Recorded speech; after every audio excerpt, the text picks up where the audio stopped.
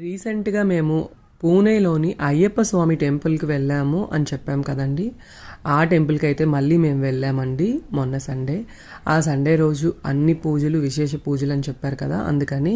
And first అయితే ఊరేగింపు జరిగింది. నేను అప్పుడు వీడియో తీయడానికి అవ్వలేదు. ఊరేగింపు అయిన తర్వాత టెంపుల్ లోపల భజన కార్యక్రమాలు అన్నీ అయ్యాయి. అండ్ టెంపుల్ మొత్తం పూలతోని దీపాలతోని భలే అలంకరించారండి. తర్వాత క్రాకర్స్ కూడా కాల్చారు. భజన అయిన తర్వాత హారతి ఇచ్చి అన్ని దేవాలయంలోని తలుపుల్ని క్లోజ్ చేసేసారండి.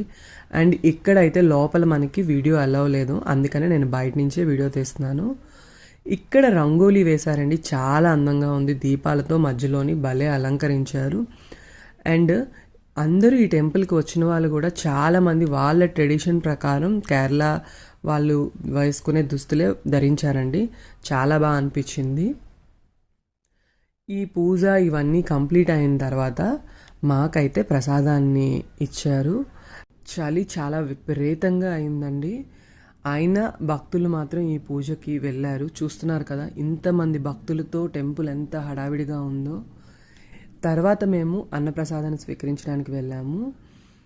మన ఛానల్లో ఇలాంటి మంచి మంచి ఆధ్యాత్మిక వీడియోస్ అయితే వస్తాయండి. ఖచ్చితంగా మన ఛానల్ని ఫాలో అవ్వండి. ఏ ఇన్ఫర్మేషన్ కావాలన్నా కమెంట్ చేయండి.